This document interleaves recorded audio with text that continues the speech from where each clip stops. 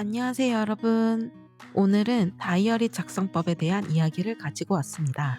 오늘 소개하는 방법은 다이어리를 처음 쓰거나 빈 페이지를 보면 무엇부터 써야 할지 막막하거나 매년 다이어리를 사지만 몇 장 쓰지 못하고 포기하게 되는 분들에게 추천합니다.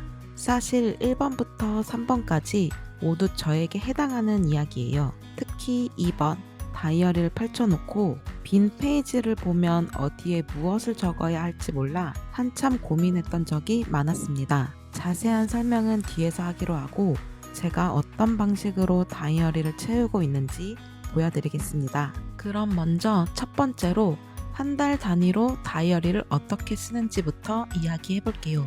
저는 한 달 페이지를 쓸 때 가장 먼저 하는 건 전체적인 흐름을 잡아두는 거예요. 먼슬리 페이지에는 그 달에 이미 정해져 있는 일정이나 약속, 그리고 해야 할 중요한 일들을 먼저 적어둡니다. 예를 들면 중요한 일정, 마감이 있는 일, 꼭 기억해야 하는 약속, 이런 것들을 먼저 가볍게 정리해 두는 거예요. 처음부터 너무 빽빽하게 채우려고 하기보다는 이 달에 이런 일들이 있구나 정도로 한눈에 보이게 만드는 느낌이에요.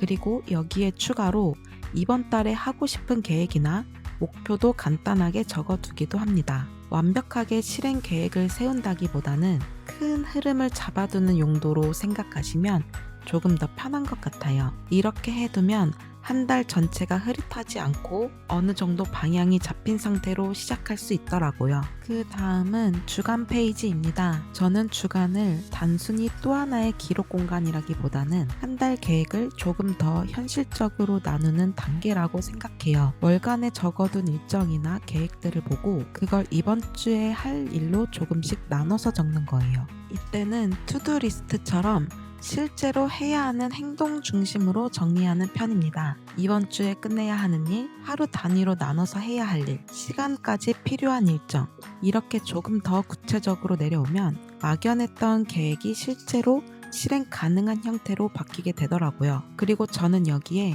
체크박스를 만들어서 하나씩 지워가는 방식으로 사용하고 있어요. 이렇게 하면 한 주를 어떻게 보내고 있는지가 훨씬 눈에 잘 보이게 됩니다. 하루 페이지는 저는 계획보다는 조금 더 일기처럼 하루를 정리하는 느낌으로 쓰는 편이에요. 오늘 했던 일, 기억에 남는 순간, 느꼈던 감정, 그냥 스쳐 지나간 생각, 이런 것들을 길게 쓰기도 하고 짧게 흘러가듯 적어두는 방식이에요. 가끔은 오늘 생각보다 괜찮았던 하루, 조금 피곤했지만 나쁘지 않았다, 요 정도로 끝나기도 해요. 그런데 이렇게 써둔 기록들이 쌓이면 나중에 다시 봤을 때 그날의 분위기가 자연스럽게 떠오르더라고요. 중요한 건 하루를 잘 정리하는 게 아니라 그날이 그냥 사라지지 않게 남겨두는 느낌인 것 같아요. 마지막은 메모하는 페이지입니다. 이 공간은 저는 가장 규칙 없이 사용하는 편이에요. 정리된 내용이 아니라 그때그때 떠오르는 생각을 그냥 적어두는 공간이라고 생각하시면 돼요.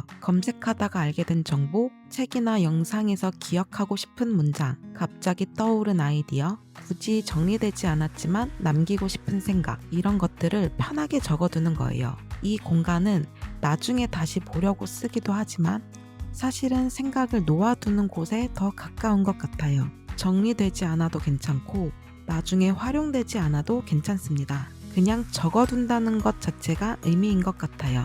가끔은 이 메모에서 생각지도 못했던 아이디어가 나오기도 하더라고요.